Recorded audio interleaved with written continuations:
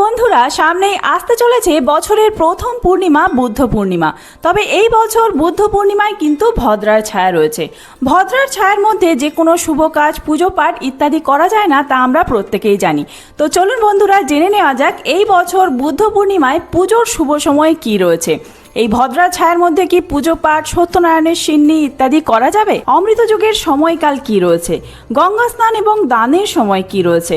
এছাড়াও পূর্ণিমা তিথি কতক্ষণ থাকছে আর পূর্ণিমার পালনই ঠিক কবে রয়েছে, এই সমস্তটাই আমরা আজকের ভিডিওতে জেনে নেব। তার সাথে আমরা জানব বাড়িতে কিভাবে এই দিন আপনারা সত্যনারায়ণ এবং মা লক্ষ্মীর পুজো করবেন, এই দিনে কোন কাজগুলি করলে মা লক্ষ্মী এবং নারায়ণ তুষ্ট হবেন, সংসারে সুখ সমৃদ্ধি আসবে, এই সমস্তটাই আজকের ভিডিওতে রয়েছে। তো চলুন বন্ধুরা, আর দেরি না করে ভিডিওটি শুরু করা যাক। যদি আমার চ্যানেলে নতুন হয়ে থাকেন অবশ্যই চ্যানেলটি সাবস্ক্রাইব করে এবং ভিডিওতে একটি লাইক করে শেষ পর্যন্ত সাথে থাকবেন। আশা করি ভিডিওটি আপনাদের জন্য খুবই হেল্পফুল হবে। ভিডিওটির মূল পর্বে যাওয়ার আগে ভগবান বিষ্ণুকে স্মরণ করে অবশ্যই কমেন্ট বক্সে লিখুন ওম শ্রী বিষ্ণু। বুদ্ধ পূর্ণিমা বা বৈশাখী পূর্ণিমা যে শুধুমাত্র বৌদ্ধ সম্প্রদায়ের মানুষরা পালন করেন তা কিন্তু নয়।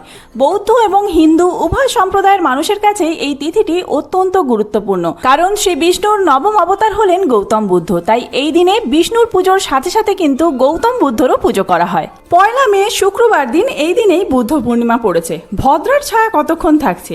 ভোর 5:41 থেকে শুরু করে সকাল 10টা পর্যন্ত ভদ্রা স্থায়ী হবে। তবে জ্যোতিষশাস্ত্র অনুসারে চন্দ্র তুলা রাশিতে থাকার কারণে এই ভদ্রার প্রভাব কিন্তু পৃথিবীতে কোনোভাবেই পড়বে না। তাই নির্ভয়ে আপনারা পূজা এবং শুভ কার্য সম্পাদন করতে পারবেন। তবে এই যে সময়টা বললাম 5:41 থেকে সকাল 10টা পর্যন্ত, এই সময়টুকু বাদ দিয়ে অন্য সময় পুজো পাঠ করবেন। পুজোর সেই শুভ সময় কি রয়েছে আমরা জানবো। তবে তার আগে জেনে নেওয়া যাক পূর্ণিমা তিথি কখন থেকে শুরু হচ্ছে। 16ই বৈশাখ 30শে এপ্রিল বৃহস্পতিবার রাত্রি 8:29 থেকে শুরু হচ্ছে পূর্ণিমা তিথি। 17ই বৈশাখ 1 মে শুক্রবার রাত্রি 9:39 পর্যন্ত এই পূর্ণিমা তিথি থাকছে। এই পরিস্থিতিতে উদয় তিথি অনুযায়ী 17ই বৈশাখ 1 মে শুক্রবার দিন, এই দিনেই কিন্তু বুদ্ধ পূর্ণিমা, বুদ্ধ জয়ন্তী বা বৈশাখী পূর্ণিমার পালনই রয়েছে। এই পূর্ণিমা তিথিতে পুজোর এবং স্নান দানের শুভ সময় কি থাকছে চলুন জেনে নেওয়া যাক। সকালে স্নানের মুহূর্ত, ব্রহ্ম মুহূর্তটি অত্যন্ত শুভ স্নানের জন্য। ভোর 4:15 থেকে শুরু করে ভোর 4:58 পর্যন্ত, যতক্ষণ না সূর্যোদয় হচ্ছে ততক্ষণ পর্যন্ত ব্রহ্ম মুহূর্ত থাকে। সেই সময়ের মধ্যে আপনারা স্নান করতে পারেন, অথবা সকাল 6:46 মধ্যে স্নান মিটিয়ে নিতে হবে। এছাড়াও এই দিনে পূর্ণিমা তিথির বিশেষ পুজো, অভিজিৎ মুহূর্ত অত্যন্ত শুভ। সকাল 11:52 থেকে শুরু করে দুপুর 12:45 পর্যন্ত সকালে এই সময়টির মধ্যে আপনারা পুজো করতে পারেন। সত্যনারায়ণ পুজো, মা লক্ষ্মীর পুজো বা বুদ্ধের পুজো এই সময় করবেন। সন্ধ্যের সময় আপনারা অমৃতকালের যে সময়টি থাকছে, সন্ধ্যে 6:56 থেকে শুরু করে রাত্রি 8:41 পর্যন্ত, এই সময়ে আপনারা সত্যনারায়ণের সিন্নি দেওয়া, সত্যনারায়ণ পুজো, ভগবান বিষ্ণুর পুজো, মা লক্ষ্মীর পুজো করতে পারেন। আর এই যে অভিজিৎ মুহূর্ত আর অমৃতকাল, এই সময়গুলি বললাম, এই সময়কালের মধ্যে কিন্তু আপনারা যে কোনো শুভ কাজের শুভারম্ভ করতে পারেন। এই দিনটি অত্যন্ত শুভ। যে কোনো শুভ কাজ যদি আপনাদের আটকে থাকে, এই দিনে তার শুভ সূচনা করুন। বছরের প্রথম পূর্ণিমা কিভাবে পালন করবেন যাতে সারা বছরটা আপনাদের খুব ভালো কাটে?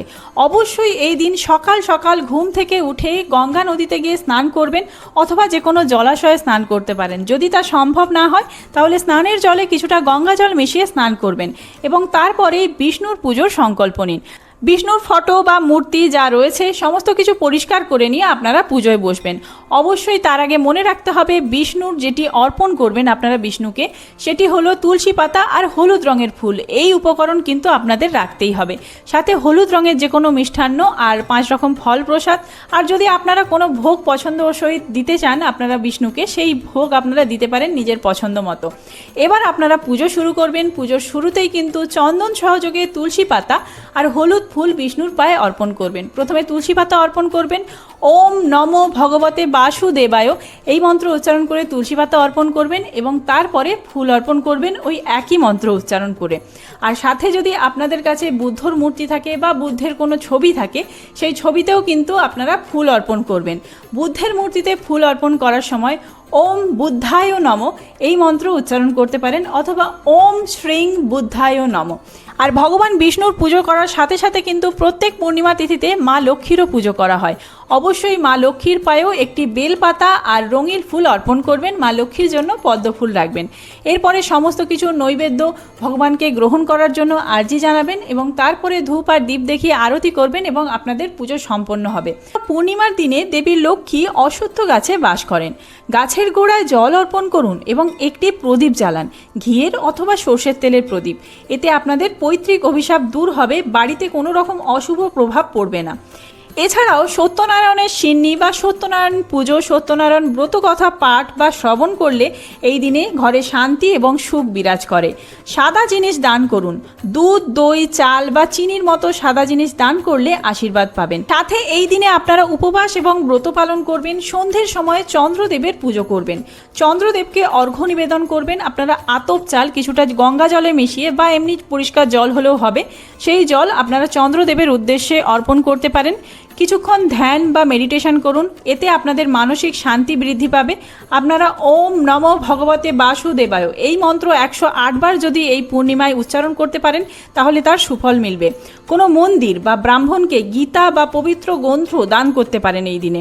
কি কিনবেন এই দিন আর কি কিনবেন না, এই দিন বাড়িতে বুদ্ধ মূর্তি বা কুবের যন্ত্র আনা অত্যন্ত শুভ। লাফিং বুদ্ধের মূর্তিও কিনতে পারেন। বুদ্ধ পূর্ণিমায় আমিষ খাবার বর্জন করবেন, সাত্ত্বিক বা নিরামিষ আহার গ্রহণ করলে ভালো। এছাড়াও কোনো রকম ক্ষৌরকর্ম করবেন না, নখ, চুল, দাড়ি কাটা ইত্যাদি একদমই উচিত নয় এই দিনে। সাথে ভগবান বুদ্ধের আশীর্বাদ পেতে সারাদিন শান্তিপূর্ণ এবং অহিংস আচরণ বজায় রাখাই ভালো। বুদ্ধ পূর্ণিমার মূল বার্তা এইটি। তো চলুন বন্ধুরা, আজকের ভিডিওটি এখানেই শেষ করছি। খুব তাড়াতাড়ি বুদ্ধ পূর্ণিমা বিষয়ে ডিটেলসে ভিডিও আসছে, সেই সমস্ত ভিডিও দেখার জন্য অবশ্যই চ্যানেলটি সাবস্ক্রাইব করে সাথে থাকবেন। আর এই ভিডিওটি যদি হেল্পফুল হয়ে থাকে বন্ধুদের মধ্যে অনেক অনেক বেশি শেয়ার করবেন। ধন্যবাদ।